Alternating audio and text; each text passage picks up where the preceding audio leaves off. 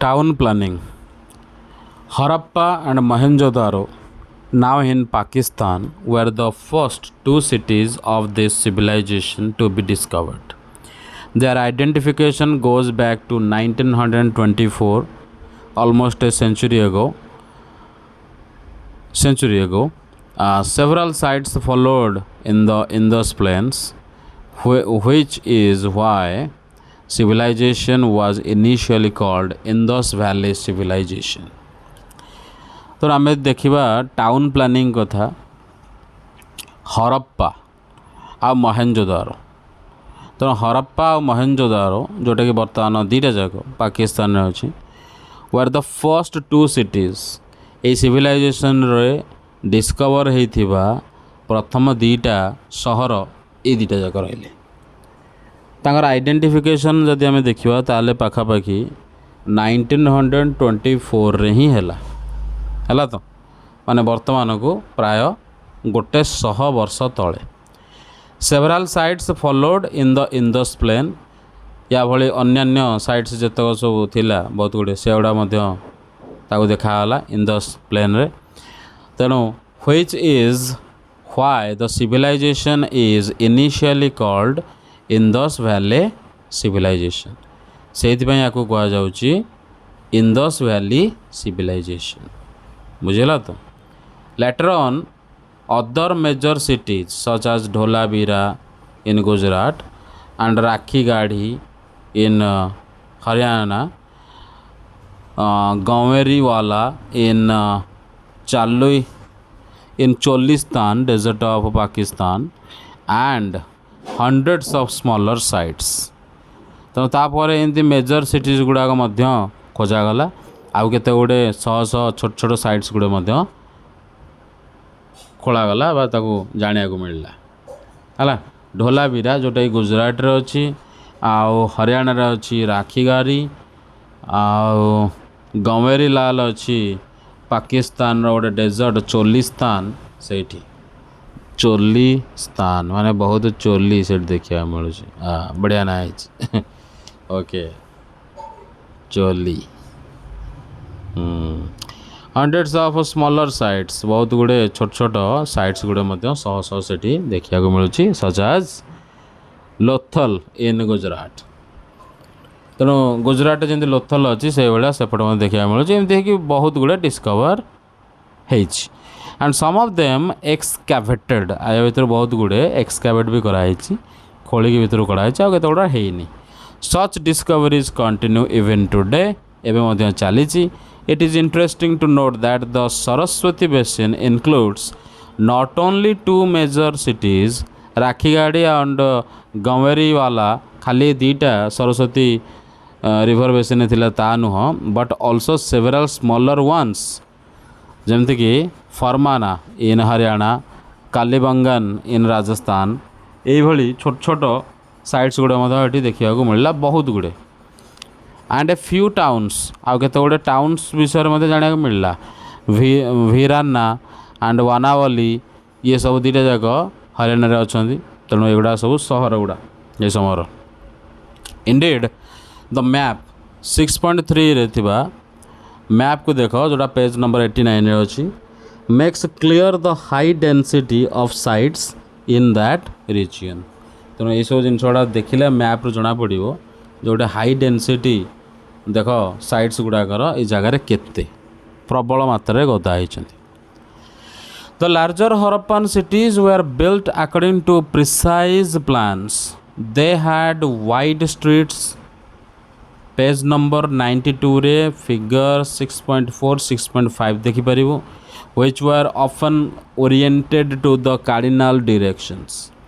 तेणु बहुत बड़ बड़ हरप्पन सहर गुड़ाक तैयारी हैला बहुत ही प्रिसाइज प्लान बहुत डिटेल्ड प्लान सहित है। तांकर स्ट्रीट्स गुड़ा बहुत ही वाइड बहुत चौड़ा चौड़ा जोटा कि प्रायतः आम देखी था आउ प्राय यूज होची ओरिएंटेड क्या बेस करिकी ना कार्डिनल डायरेक्शंस। बुझल तो डायरेक्शंस गुड़ा जोड़ा आमर ईस्ट वेस्ट नॉर्थ साउथ यहाँ है चारिटा कार्डिनल डायरेक्शंस ताकू से रिप्रेजेंट करते Most cities seem to have been surrounded by fortifications and had two distinct parts: the upper town, where the local elite probably lived, and the lower town, where common people lived. ତେଣୁ ସେ ଜାଗାରେ କ'ଣ କରାଯାଇଛି ନା ବହୁତ ଗୁଡ଼ିଏ city ଗୁଡ଼ାକୁ ସରାଉଣ୍ଡେଡ଼ କରାଯାଇଛି ଫୋର୍ଟିଫିକେସନ୍ ଦ୍ୱାରା। ଫୋର୍ଟିଫିକେସନ୍ କ'ଣ ନା ଗୋଟେ ମ୍ୟାସିଭ୍ wall surrounding a settlement or city generally for protective purposes। ତେଣୁ ଫୋର୍ଟିଫିକେସନ୍ କରିବା ଅର୍ଥ ବହୁତ ଗୁଡ଼ିଏ ଫୋର୍ଟସ୍ ଲଗାଇବା ତିଆରି କରିବା ଯାହାଦ୍ୱାରା କି ଆମେ ନିଜର ସେଟଲମେଣ୍ଟକୁ ସୁରକ୍ଷା ଦେଇପାରିବା, ଯେଉଁଥିରେ ବାହାରୁ ଅନ୍ୟାନ୍ୟ ଜୀବଜନ୍ତୁ ହେଉ କି ଦୁଶ୍ମନ ହେଉ କୌଣସି ଲୋକ ଏଇସବୁ ଗୁଡ଼ା ପଶିପାରିବେ ନାହିଁ ନିଜ ଏରିଆ ଭିତରେ। ବୁଝିପାରିଲ ତ? ତାକୁ ଫୋର୍ଟିଫିକେସନ୍ କୁହାଯାଏ। ତା'ର ଦୁଇଟା ପାର୍ଟ ଥିଲା, ଗୋଟେ ହେଲା ଅପର ଟାଉନ୍ ଆଉ ଗୋଟେ ହେଲା ଲୋୟର ଟାଉନ୍। ଅପର ଟାଉନ୍ରେ ଲୋକାଲ୍ ଏଲିଟ୍ ମାନେ ରହିବେ। ଏଲିଟ୍ ମାନେ the word refers to the higher layers of the society. ବହୁତ ବହୁତ ଧନୀ ଲୋକ, ବହୁତ ସମ୍ଭ୍ରାନ୍ତଶାଳୀ ଲୋକ ବୋଲି ଯେଉଁ କୁହାଯାଏ। ତେଣୁ ଧନୀ ଲୋକ ଆଉ ବୁଦ୍ଧିମାନ ଲୋକ ସେଠି ସବୁ ରହନ୍ତି, ତାଙ୍କୁ କୁହାଯାଏ ଏଲିଟ୍। ସେମାନେ ଉପରେ ରୁହନ୍ତି ଅପର ଟାଉନ୍ରେ, ଆଉ ଲୋୟର ଟାଉନ୍ରେ ରହନ୍ତି କମନ୍ ପିପଲ୍, ସାଧା ସିଧା ଲୋକ, ଯେଉଁମାନେ କି କେବଳ ଲେବରର ହିସାବରେ ଅଛନ୍ତି। ବୁଝିହେଉଛି? ଏଇଭଳି ଥିଲା system.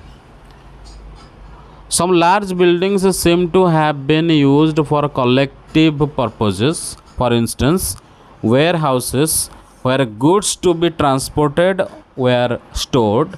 Individual houses of various sizes lined the streets and smaller lanes। ତେଣୁ ବହୁତ ଗୁଡ଼ିଏ ବଡ଼ ବଡ଼ ବିଲ୍ଡିଂ ମଧ୍ୟ ଏଠି ଦେଖିବାକୁ ମିଳିଲା, ଯେଉଁଥିରେ କି କଲେକ୍ଟିଭ୍ ପର୍ପସ୍, ସମସ୍ତଙ୍କ କାମ ପାଇଁ ୟୁଜ୍ କରାହେଉଥିଲା।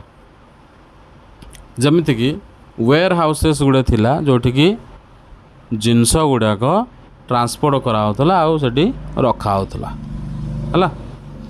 ଯେଉଁଟାକ ପ୍ରାୟ ଟ୍ରାନ୍ସପୋର୍ଟ ହେବ ଆଗକୁ ଅଛି ତା ମଧ୍ୟ ଷ୍ଟୋର୍ ହେଉଥିଲା। ତେଣୁ ଲୋକମାନେ କ'ଣ କରୁଥିଲେ, individual houses of various sizes lined the streets and smaller lens.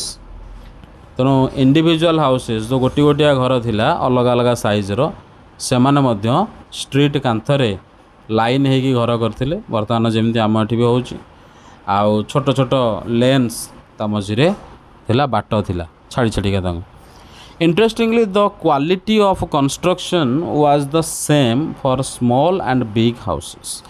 ବଡ଼ ଘର କର ନହେଲେ ଛୋଟ ଘର କର, ଏକା ଜିନିଷ ହେଉଥିଲା। କନଷ୍ଟ୍ରକ୍ସନ୍ର କ୍ୱାଲିଟିରେ କୌଣସି କମ୍ପ୍ରମାଇଜ୍ କରାହେଉନଥିଲା। All those buildings were generally made of bricks. ଏଗୁଡ଼ାକ ଇଟା ଦ୍ୱାରା ହିଁ ତିଆରି କରାଯାଇଥିଲା। ବୁଝିହେଲା ତ? ସବୁ ଘର ଇଟାରେ ତିଆରି। The purpose of some of the structures remains a matter of debate। ତେଣୁ ୟା ଭିତରେ ଯେଉଁ ଷ୍ଟ୍ରକ୍ଚର୍ କରାହେଇଥିଲା ୟାର ପର୍ପସ୍ କ'ଣ, ଏଇଟା ଏବେ ଯାଏଁ ଗୋଟେ ଡିବେଟ୍ର ମ୍ୟାଟର୍ ହେଇକି ରହିଗଲା। ବୁଝିଲ ତ? This is the case of the famous Great Bath in Mohenjo-daro। Page number 93 तुम देखिपर, पेज माने फिगर 6.6 जे सेठी आम नहीं पार क्या कथा ना ग्रेट बाथ गोटे विराट बड़ जगह थिला जोटी समस्ते गाधोउथिले। Great bath in Mohenjodaro, a small but elaborate tank which measured about 12 by 7 meters and had waterproofing materials such as natural bitumen, a form of tar applied on top of carefully laid out bricks। तेणु से जो great bath थिला से गोटे actual गोटे tank, गोटे बहुत ही छोट बट एलाबोरेट टैंक, गोटे माने टैंक माने कौन कहवा माने पोखरी कहीपर, स्विमिंग पूल कहीपर है तैयारी होता है। तो तेणु स्विमिंग पूल जार मेजरमेंट हो 12 by 7 meters है। वाटर प्रूफिंग मटेरियल यूज कराई। वाटर प्रूफिंग पानी बिल्कुल भी आर पार हम ना जमीक न्याचुराल बिटुमेन यूज करथिला सेही पेट्रोल रु बा कोटरू आमर आसो न्याचुराल बिटुमेन गुड़ाक है कोयला यही सब गुड़ा व्यवहार करता तापर गोटे फॉर्म ऑफ टार यूज कराला जोटा कि ट्यूर माने टार माने जो पिचू है पिचूर गोटे प्रकार फॉर्म थिला कला कला देखा अप्लाइड ऑन टॉप तेणु पूरा टॉप रे लगी ब्रिक गुड़ाक लगाई इटा लगाई तार ऊपर या लगाए जहाँद्वारा कि माने प्लास्टर टाइप रही पानी बिल्कुल भी लीक करार नहीं वाटर प्रूफिंग 100%।